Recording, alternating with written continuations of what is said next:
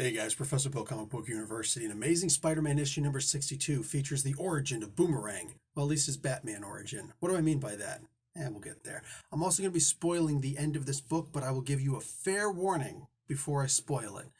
But it's got to be talked about because holy crap!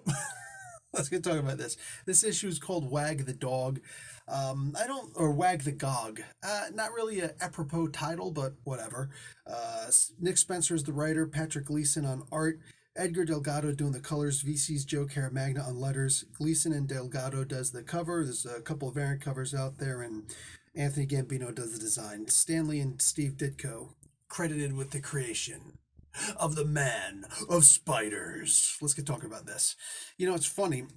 I always said I loved Patrick Gleason's art. And one thing that I kind of always had a problem with, though, was his eyes. It always just detracted so much from his overall drawing. He can have one of the best drawings in the world, and it's like, but those eyes, man, the windows to the soul. So this first image of Kingpin, where his eyes are just blacked out, and it's like he's obviously not wearing shades, but it almost looks like he is.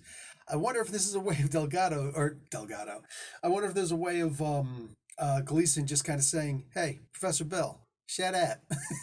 Anyway, but all the other images of the eyes in here are fantastic. Every single image that you're going to look at is incredible. Man, Bullseye is here, and he shoots off the collar of Gog, which is cool, man. I dig on that, because like something fell on the ground. I'm like, what is this green thing that just fell on the ground? Like, what the hell? Did he shoot off part of his tail? What's going on?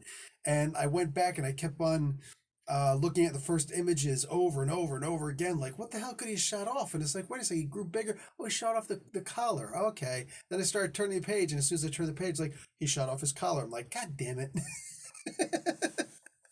Oh, well, whatever. It is what it is. You can tell by the art. It just might take a moment.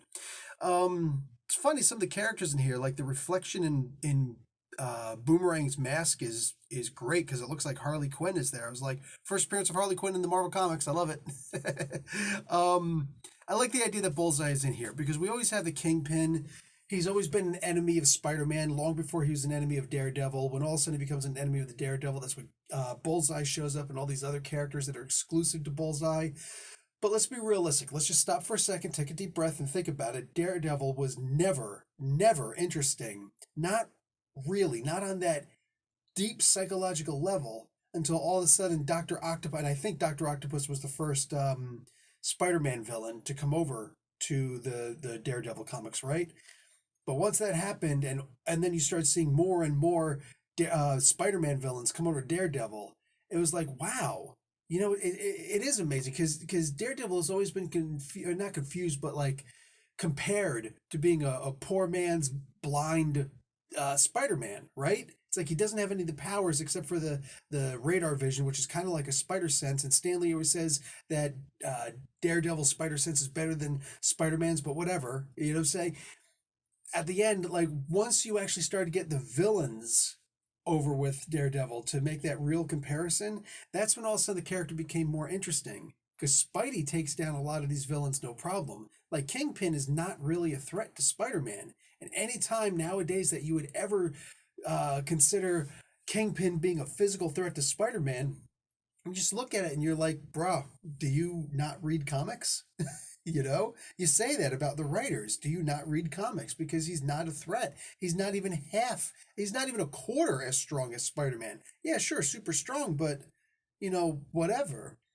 And why would that matter when your main villain is Spider-Man, right?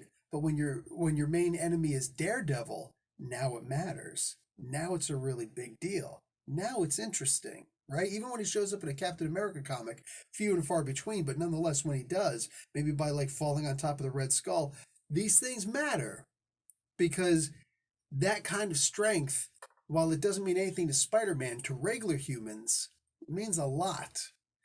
So I dig on the idea that Bullseye actually showed up in this also for a moment.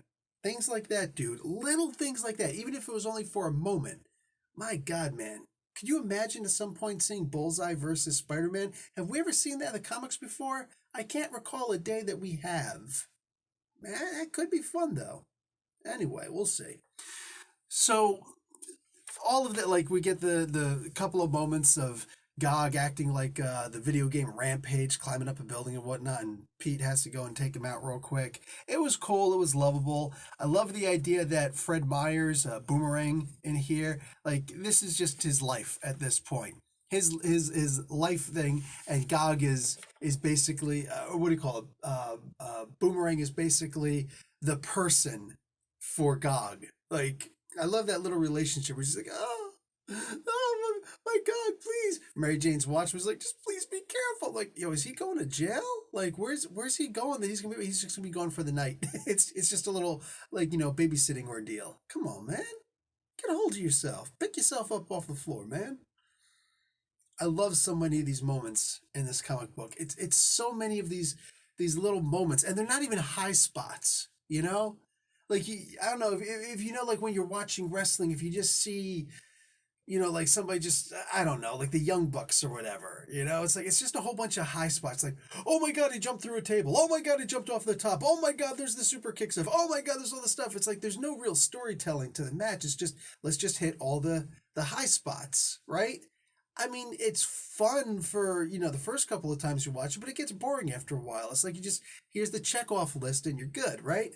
No, with something like this, there are some really great moments in here, but they're interwoven so perfectly. It's like a melody, six strings on a guitar, and all these frets, right? And when individually, it's just a bunch of different sounds. You put them together, it's a melody, and it's beautiful and it's catchy, and that's what I'm looking at here, right? This is somebody who mastered the neck of the guitar. I love what Spencer does with these books. Let's get into the spoiler at the end. How is it that I know who the new Beetle is, and I know who Robbie Robertson's son is, and yet when Tombstone realizes that his daughter is dating the son of his mortal enemy, I'm surprised? I'm telling you right now, we could talk about the beautiful, incredible art in this comic book, which is Patrick Gleason and Edgar Delgado just bloop, bloop, bloop, smacking my bitch up.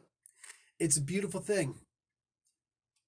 But all these little details and tidbits that just, like Nick Spencer just does them effortlessly.